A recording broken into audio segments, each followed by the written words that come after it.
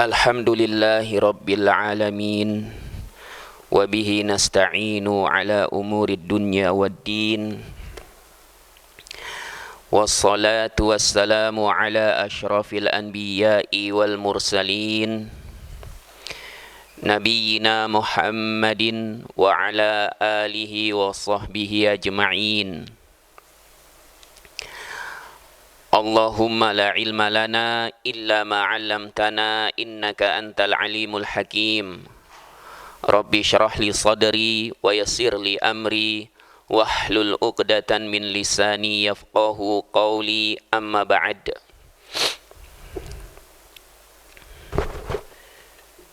Bismillah.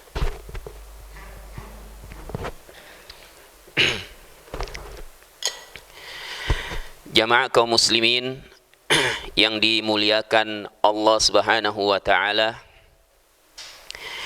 kita akan lanjutkan kembali untuk mengkaji Tafsirul Karimir Rahman fi Tafsiri Kalamil Manan, atau yang dikenal dengan Tafsir As-Sa'di rahimahullahu taala. Dan sekarang kita akan mengkaji tafsir surah An-Nas, yaitu surah yang terakhir di dalam Al-Quranul Karim. Baik, mungkin ada yang mau membacanya. Silahkan, surah An-Nas.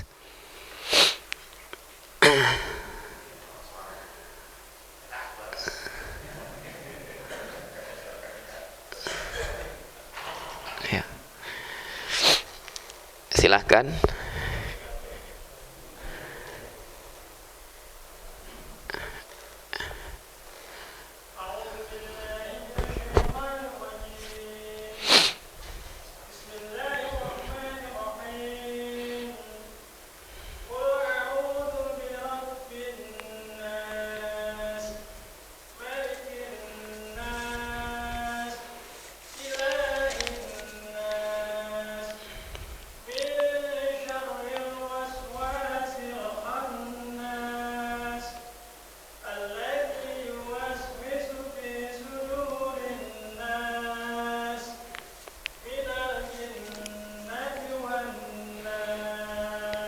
Iya, barakallahu fiik.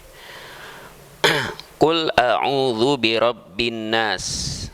Qul, katakanlah, aku berlindung kepada Tuhan yang memelihara dan menjaga manusia.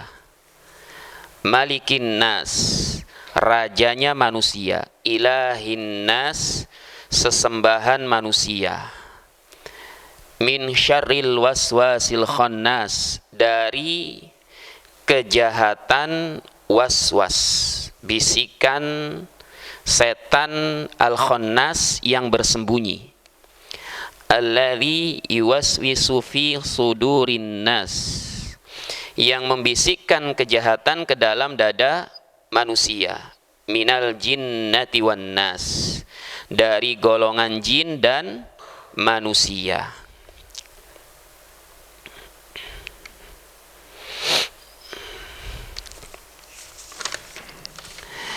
Surah An-Nas ini adalah surah yang terakhir di dalam Al-Quran, di mana seharusnya ketika kita mengkaji tafsir yang biasanya setelah membahas tafsir surah Al-Fatihah, maka akan mundur ke belakang dimulai mengkaji surah An-Nas. Tapi di pertemuan sebelumnya kita mendahulukan untuk mengkaji surah Al-Falaq, karena surah An-Nas dan Al-Falaq ini saling memiliki keterkaitan. Apalagi keduanya diturunkan secara berurutan. Di antara ulama ada yang menyatakan bahwa surah An-Nas ini diturunkan setelah turunnya surah Al-Falaq. Maka dari itu dinamakan juga dengan Al-Mu'awwidatus Tsaniyah, yaitu surat yang di dalamnya mengandung permohonan perlindungan kepada Allah yang kedua setelah surah Al-Falaq. Adapun turunnya termasuk makiyah atau madaniyah sudah kita jelaskan pada pertemuan sebelumnya. Para ulama berbeda pendapat. Ada yang menyatakan makiyah, ada yang menyatakan madaniyah. Tapi intinya surah An-Nas ini memiliki keutamaan yang sama, yang keutamaannya itu bergandengan dengan keutamaan surah Al-Falaq dan juga dengan surah Al-Ikhlas, karena ketiga surat ini dianjurkan untuk dibaca setelah selesai sholat wajib dan juga ketika datang waktu pagi setelah sholat subuh dan sore hari setelah sholat asar. Begitu juga dianjurkan untuk dibaca sebelum tidur. Dan surat ini diturunkan berkaitan sebagaimana ini diriwayatkan oleh sebagian ulama, karena Rasulullah SAW terkena sihir dari orang Yahudi yang bernama Labid bin Al-A'sam. Maka dari hal ini menunjukkan keistimewaan surah An-Nas. Kenapa yang dianjurkan untuk dibaca adalah surah An-Nas yang jumlahnya hanya 6 ayat saja. Dianjurkan untuk membaca supaya terjaga dari sihirnya orang Yahudi tersebut. Padahal surat-surat yang lainnya juga sudah banyak diturunkan dan jumlahnya juga lebih banyak ayat-ayatnya. Maka dari sini kita ketahui bahwa keistimewaan suatu surat itu bukan dilihat dari banyaknya ayat. Kemudian surat An-Nas ini adalah surat yang terakhir di dalam Al-Quran, di mana surat yang pertama adalah surat Al-Fatihah. Kalau kita perhatikan, kandungan isinya hampir sama, menyebutkan tentang rububiyah Allah, kemudian juga menyebutkan tentang milkiyah Allah, bahwasanya Allah itu merajai, memiliki segala sesuatu, menyebutkan juga tentang uluhiyahnya Allah, bahwasanya Allah itu yang paling berhak diibadahi, dan juga menyebutkan di dalam surat Al-Fatihah permohonan pertolongan kepada Allah. Demikian juga dalam surah An-Nas ini mengandung permohonan perlindungan yang sebenarnya juga mohon pertolongan kepada Allah Subhanahu wa ta'ala.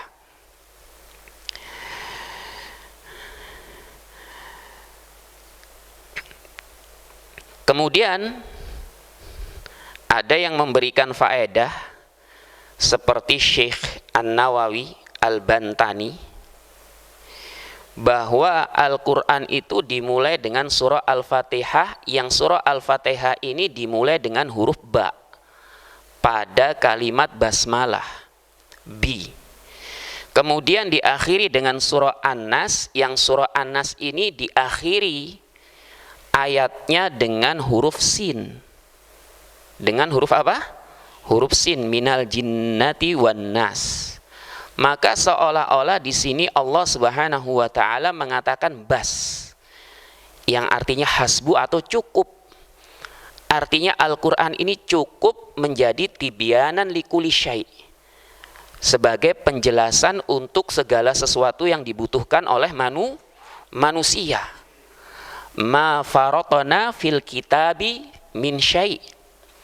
Tidak ada sesuatu pun yang kami luputkan di dalam Alkitab ini. Artinya semuanya sudah dijelaskan di dalam Al-Quran, apapun yang dibutuhkan oleh manusia dari perkara yang dihalalkan dan diharamkan, mana yang diperintahkan dan mana yang dilarang. Tidak ada yang luput sama sekali, semuanya sudah dijelaskan oleh Allah Subhanahu wa taala, mencukupi bagi manusia untuk mendapatkan petunjuk dalam kehidupannya agar bisa bahagia di dunia dan di akhiratnya.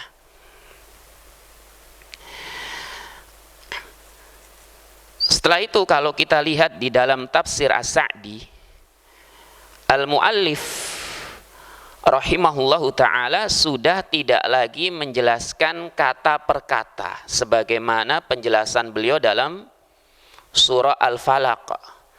Beliau tidak lagi menjelaskan apa itu makna a'udzu secara bahasa, karena ini sudah dijelaskan sebelumnya. Inilah pentingnya kenapa kita mengkaji surah Al-Falaq terlebih dahulu daripada surah An-Nas.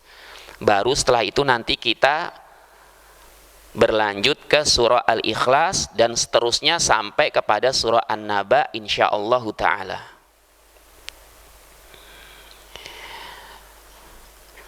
Beliau sudah tidak lagi menjelaskan qul. Dalam bahasa Arab ini adalah kata kerja perintah, katakanlah, yang ditunjukkan untuk satu orang, yaitu kepada Nabi kita Muhammad sallallahu alaihi wasallam, namun juga sebenarnya mengandung perintah untuk seluruh umatnya. Karena kaidah mengatakan al-amru lin nabi amrun li ummatihi ma lam yadulla dalilun ala takhsisihi. Perintah untuk nabi adalah perintah untuk umatnya juga, selama tidak ada dalil yang mengkhususkannya.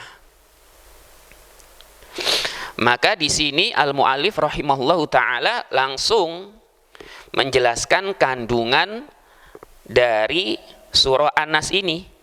Beliau tidak lagi menyebutkan makna kata per kata. Al-mu'allif rahimahullahu ta'ala berkata, wa hadhihi suratu mustamilatun 'ala al-isti'adati bi rabbin nasi wa malikihim wa ilahihim.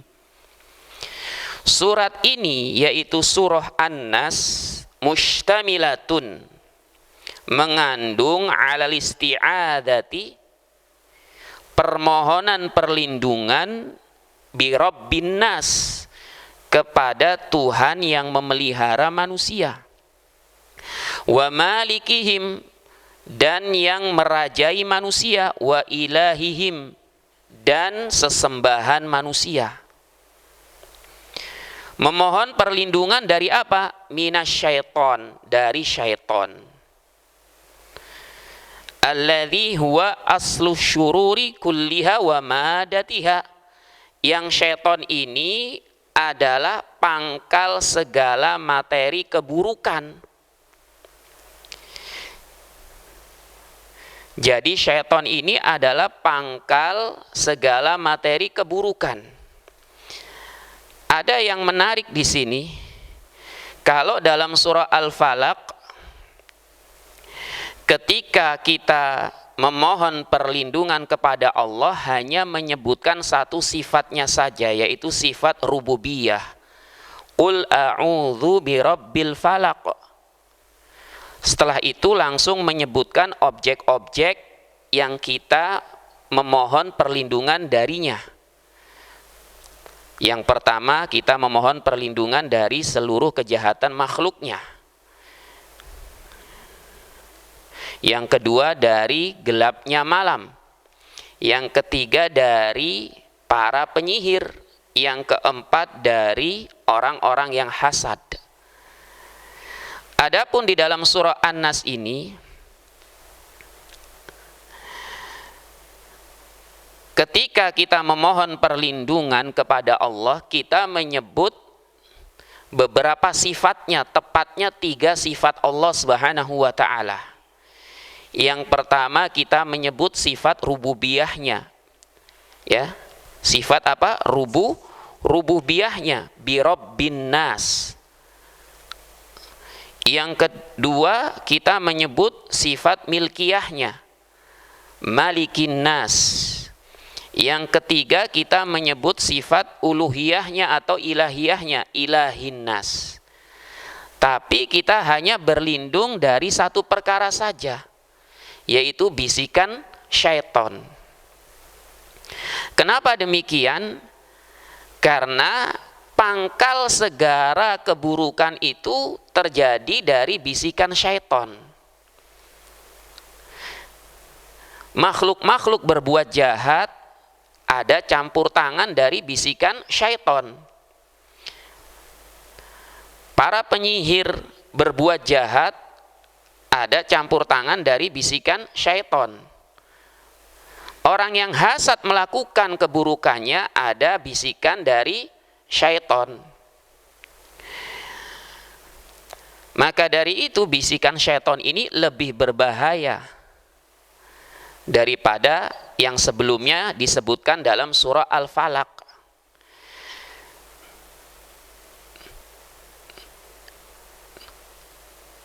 Dan apa yang disebutkan dalam surah Al-Falaq seperti keburukan malam, keburukan penyihir, keburukan orang yang hasad, semuanya ini bersifat fisik, materi.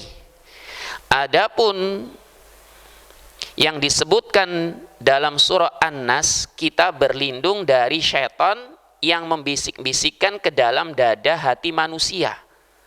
Ke dalam dada ini disebutkan karena tempatnya hati, qalbun, di mana pikiran-pikiran dan segala macamnya itu ada pada hati ini.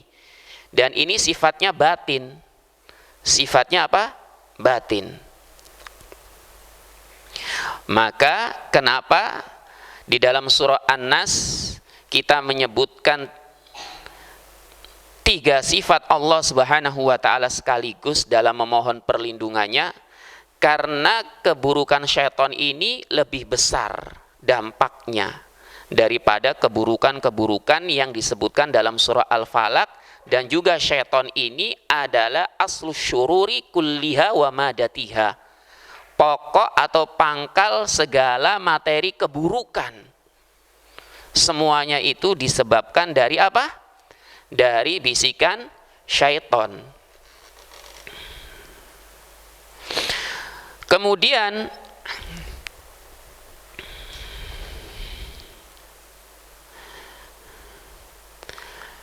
setelah itu surah ini dinamakan dengan surah An-Nas karena banyaknya penyebutan kata An-Nas.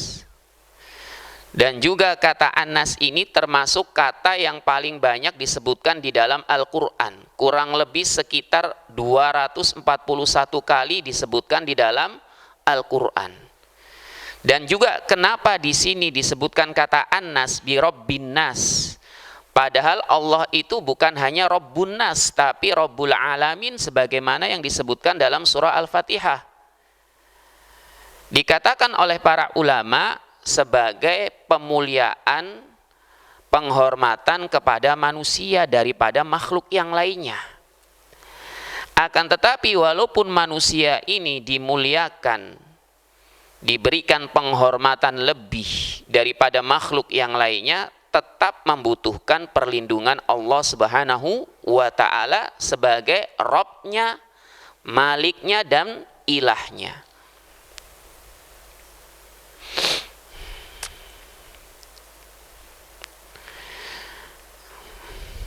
Setelah itu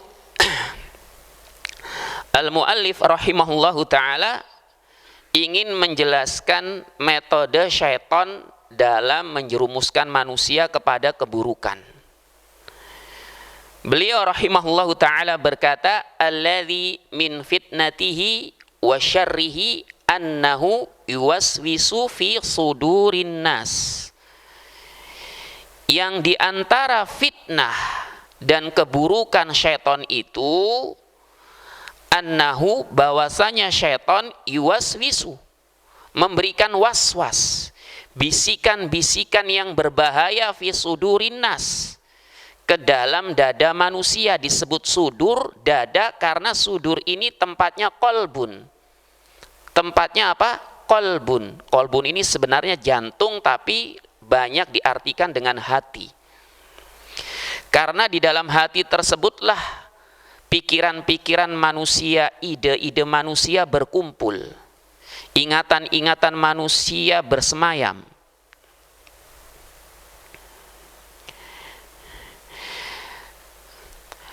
Dan bisikan-bisikan syaitan ini sebagaimana dikatakan oleh Ibnul Qayyim rahimahullahu ta'ala merupakan cara pertama syaitan dalam menjerumuskan manusia itu dengan memberikan bisikan-bisikan. Ini merupakan apa? Cara pertama syaitan, atau langkah pertama syaitan dalam menjerumuskan manusia adalah dengan membisik-bisikkan perkara yang membahayakan. Setelah dibisik-bisikkan, fayuhsinu lahumus syarra, maka syaitan akan menjadikan keburukan itu terlihat baik. Setelah apa? Dibisik-bisikkan. Ya. Wa yurihim iyahu fi suratin hasanah. Setelah menjadikan keburukan itu terlihat baik, terlihat indah, maka syaitan menampakkan iyahu, keburukan tersebut, kepada manusia dalam bentuk yang indah. Dalam bentuk yang apa? Yang indah. Sebagaimana terjadinya kesyirikan pertama kali di muka bumi ini, awalnya itu selain karena al-ghullu fis shalihin, yaitu karena gulu, bersikap berlebih-lebihan kepada orang-orang soleh, ada campur tangan syaitan juga yang membisik-bisikkan kepada manusia agar membuat patung-patung yang kemudian dinamakan dengan nama orang-orang soleh yang sudah meninggal dunia tersebut. Diturutilah kemauan syaitan ini, dituruti. Setelah generasi yang membuat patung-patung ini meninggal dunia, muncullah generasi baru yang tidak tahu menau untuk apa patung ini dibuat. Tujuannya untuk apa patung ini dibuat. Datang syaitan lagi membisik-bisikkan bahwa patung ini dibuat sebagai sesembahan selain Allah, dijadikan sekutu bagi Allah Subhanahu wa ta'ala, yang bisa mendekatkan diri kalian kepada Allah Subhanahu wa ta'ala sedekat-dekatnya, dan juga menjadi perantara agar kalian mendapatkan syafaat di sisi Allah. Akhirnya generasi yang tidak tahu menau ini pun menyembah patung tersebut, sehingga terjadilah kesyirikan pertama kali di muka bumi dari campur tangan bisikan-bisikan syaitan. Dan syaitan tidak berhenti sampai di sini. Maka dari itu al-muallif rahimahullahu ta'ala berkata, wa yunashitu iradatahum li fi'lihi. Syaitan juga mendorong kehendak manusia itu agar melakukan keburukan tersebut. Setelah membisik-bisikkan, menjadikan keburukan itu terlihat indah, menampakkan keburukan itu sebagai sesuatu yang baik, syaitan pun mendorong agar manusia melakukannya. Agar manusia melakukannya. Kemudian setelah itu syaitan wa yuqabbihu lahumul khaira. Syaitan menjadikan kebaikan itu terlihat buruk. Sehingga langkah syaitan di sini semakin sempurna untuk menjerumuskan manusia. Bukan hanya menjadikan keburukan terlihat indah, terlihat baik, tapi menjadikan kebaikan juga terlihat buruk. Kehendak manusia pun akan semakin tinggi dorongannya untuk melakukan keburukan tersebut. Yang tadinya iroda akhirnya menjadi azm, tekad kuat untuk apa? Melakukan keburukan tersebut. Wa yunashituhum anhu, dan syaitan juga menghalangi manusia dari kebaikan tersebut. Ya, menghalangi manusia dari kebaikan tersebut. Sudah dihias-hiasi oleh syaitan, dibisik-bisikkan, kemudian dihiasi, kesyirikan itu terlihat baik, ya, perbuatan-perbuatan maksiat terlihat indah.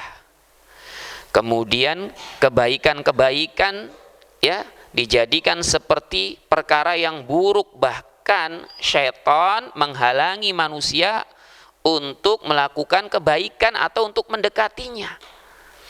Yang tadinya, ya, dia rajin misalkan ke masjid, datang ke kajian, mendengarkan nasihat-nasihat, maka nasihat-nasihat, wejangan-wejangan ini sudah tidak ada lagi pengaruhnya terhadap dirinya. Karena bayangannya hanya keburukan-keburukan yang terlihat indah tersebut.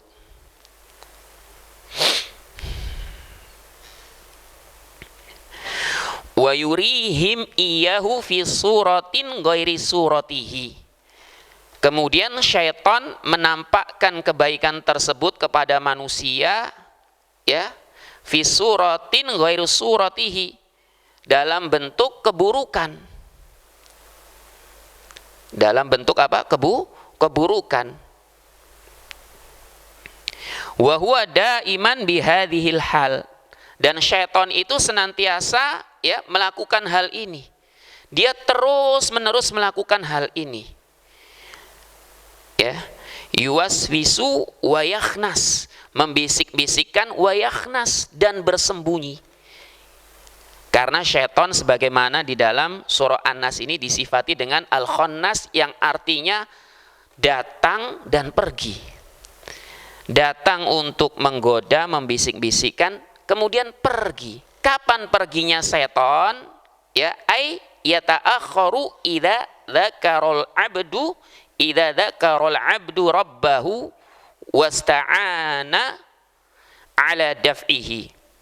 Ya.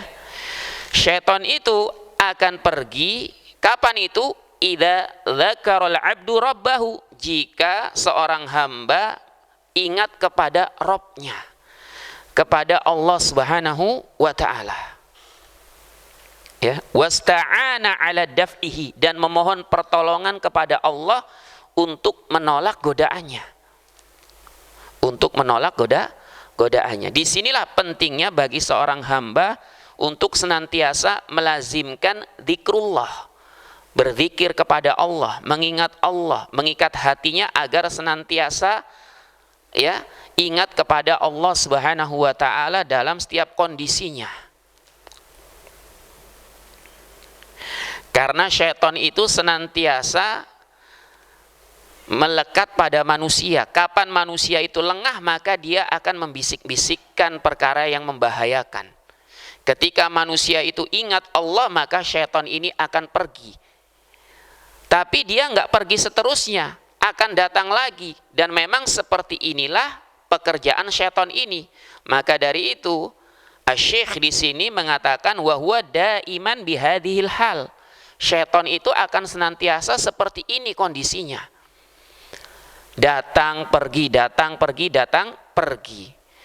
Sebagaimana disebutkan dalam hadis dari Anas bin Malik radhiyallahu anhu, bahwa Rasulullah sallallahu alaihi wasallam bersabda, inna syaitana wadi'un khatamahu ala qalbi ibni Adam. Sesungguhnya syaitan itu telah meletakkan hidungnya di hati anak Adam. Fa in dzakarallaha khanasa. Jika anak Adam itu mengingat Allah, khanasa, maka setan akan bersembunyi. Setan akan bersembunyi. Wa in nasiya iltaqama. Jika anak Adam itu lupa dari mengingat Allah, maka setan akan menguasai, ya, iltaqama qalbahu, akan menguasai hatinya. Fadzalikal waswasul khannas. Maka yang demikian itu adalah waswas al-khannas, yaitu waswas, bisikan-bisikan yang tersembunyi dari syaitan. Oleh karena itu, penulis di sini melanjutkan, ya, karena syaitan ini sifatnya seperti ini, fayan bagilahu an yasta'ina wa yasta'idza wa ya'tasima bi rububiyatillahi linnasi kullihim.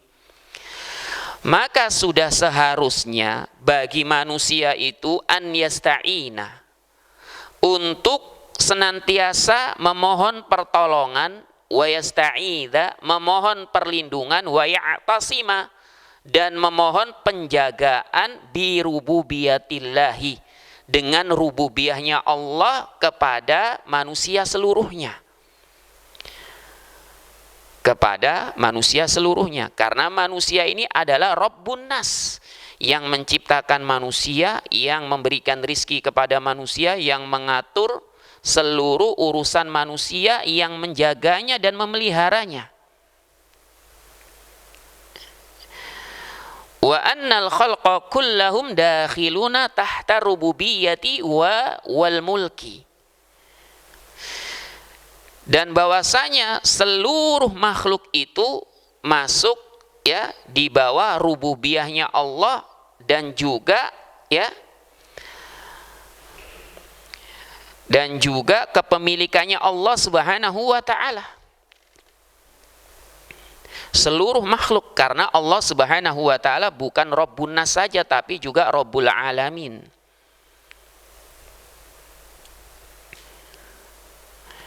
Fakullu dabbatin huwa akhidun binasiyatihi, seluruh makhluk yang melatah di muka bumi ini ya, huwa akhidun, maka Allah lah yang memegang ubun-ubunnya, Allah lah yang menguasainya. Manusia ini dikuasai oleh Allah, setan juga dikuasai oleh Allah Subhanahu wa taala.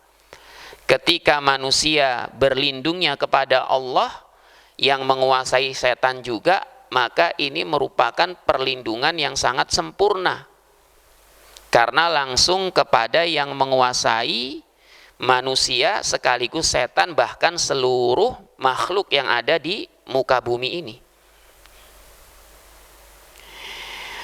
Wa bi uluhiyatihi allati khalaqahum li ajliha, begitu juga semestinya manusia itu memohon pertolongan dan perlindungan dan penjagaan ya dengan uluhiyahnya Allah, dengan sifat uluhiyahnya Allah, yaitu sifat bahwasanya Allah ini sesembahan yang paling berhak diibadahi. Allati khalaqahum li ajliha, yang Allah menciptakan manusia ini li ajliha, untuk beribadah kepadanya. Sebagaimana Allah Subhanahu wa taala berfirman, wa ma khalaqatul jinna wal insa illa liya'budun, dan tidaklah aku ciptakan jin dan manusia kecuali untuk beribadah kepadaku, kepada Allah Subhanahu wa taala. Fala tatimmu lahum illa bidaf'i syarri aduwihim, ya, maka ibadah itu tidaklah sempurna bagi manusia kecuali dengan menolak keburukan musuhnya manusia. Musuhnya manusia yang dimaksud di sini adalah setan, sebagaimana Allah Subhanahu wa taala berfirman, inna syaitana kana lil insani aduwan mubina, sesungguhnya syaitan musuh yang nyata bagi manusia. Ya, dan setan itu yang ditakutkan bukan bentuknya, tapi bisikan-bisikannya ini lebih menakutkan, karena bisa menjerumuskan manusia kepada kemaksiatan, bahkan kekufuran. Dan inilah yang diinginkan oleh syaitan, ya, alladzi yuridu an yaqtati'ahum anha, yang syaitan ini ingin ya memutuskan manusia anha, dari beribadah kepada Allah Subhanahu wa taala, wa yahulu bainahum wa bainaha, dan mencegah manusia untuk beribadah kepada Allah. Ini ya merupakan tujuan akhir dari setan, supaya manusia itu menjauh dari ibadah kepada Allah. Wa yuridu an yaj'allahum min hizbihi, dan syaitan juga ingin menjadikan manusia itu termasuk golongannya, liyakunu min ashabis sa'ir, supaya manusia itu termasuk penghuni neraka sa'ir bersama syaitan. Ya. Kemudian al-muallif rahimahullahu taala berkata, wal waswasu kama yakunu minal jinni yakunu minal ins. Dan bisikan-bisikan waswas itu sebagaimana terjadi minal jinni dari jin, yakunu minal insi terjadi juga dari manusia. Walihada qala, oleh karena ini Allah berfirman minal jinnati wan nas, dari golongan jin dan manusia. Tapi di sini ada dua penafsiran dari para ulama. Yang dimaksud minal jinnati wan nas, penafsiran yang pertama mengatakan jin dan manusia ini sebagai objek yang dibisiki oleh syaitan. Maksudnya yang dibisiki itu objeknya adalah golongan jin dan juga golongan manusia. Penafsiran yang kedua minal jinnati wan nas, jin dan manusia ini pelaku yang membisik-bisikkan keburukan. Ya. Dan sepertinya al-muallif rahimahullahu taala di sini mengambil penafsiran yang kedua. Karena memang apa yang disebutkan oleh Syekh Sa'di rahimahullahu taala di sini merupakan ringkasan dari tafsir-tafsir para ulama yang kemudian dibahasakan lagi oleh beliau dengan bahasa yang mudah. Ya.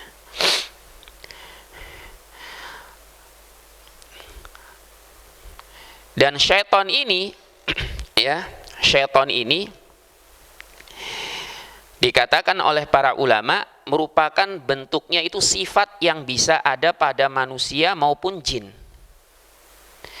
Syaitan ini diambil ya, di sini secara bahasa ada perbedaan juga di antara para ulama. Ada yang mengatakan diambil dari kata syatona yang artinya adalah ya, jauh dari kebenaran dan rahmat Allah. Yang kedua mengatakan syaitan ini diambil dari kata syato yang artinya panas. Dinamakan syaitan karena panasnya dan jauhnya dari kebenaran dan rahmat Allah Subhanahu wa taala. Dan syaitan ini sifat yang bisa ada pada manusia, jin dan juga binatang. Ada pada manusia dan jin sebagaimana disebutkan dalam surah An-Nas ini dan juga dalam firman Allah Subhanahu wa taala, wa kadzalika ja'alna likulli nabiyyin aduwan syayatinal insi wal jin. Dan demikianlah kami jadikan pada setiap nabi itu musuh-musuh dari setan-setan kalangan manusia dan juga setan kalangan jin. Ya. Orang-orang munafik mereka juga disebut dengan syaitan, pemimpin-pemimpin munafik ini. Sebagaimana Allah Subhanahu wa taala berfirman, wa idza khalau ila syayatinihim qalu inna ma'akum innama nahnu mustahziun. Dan jika orang-orang munafik ini ya kembali kepada syaitan mereka, maksudnya siapa? Pemimpin-pemimpin munafik. Ya. Maka mereka berkata, sesungguhnya kami bersama kalian. Kami ini hanya ya istihza. Hanya mengolok-olok kaum muslimin saja ketika bersama mereka. Kemudian syaitan juga bisa dalam bentuk binatang sebagaimana disebutkan dalam hadis al-kalbul aswadu syaitan. Anjing hitam itu adalah syaitan. Ya. Intinya syaitan ini merupakan sifat yang bisa ada pada manusia, ada pada jin, ada juga pada hewan. Ada juga pada apa? Pada hewan. Ya. Demikianlah yang disebutkan oleh Syekh As-Sa'di rahimahullahu taala, karena yang setelahnya itu penutupan dari beliau. Karena ini kan merupakan surat yang terakhir. Tapi kan kita masih berlanjut lagi. Jadi penutupan dari beliau nanti kita baca ketika sudah selesai ya menamatkan untuk membaca tafsir As-Sa'di ini secara keseluruhan insyaallah taala. Ya, semoga Allah ya memberikan kekuatan taufik kepada kita semua untuk bisa menyelesaikannya. Ya, secara perlahan-lahan saja. Wallahu taala a'lam. Subhanakallahumma wa bihamdik asyhadu an la ilaha illa anta astaghfiruka wa atubu ilaik. Wassalamu alaikum warahmatullahi wabarakatuh.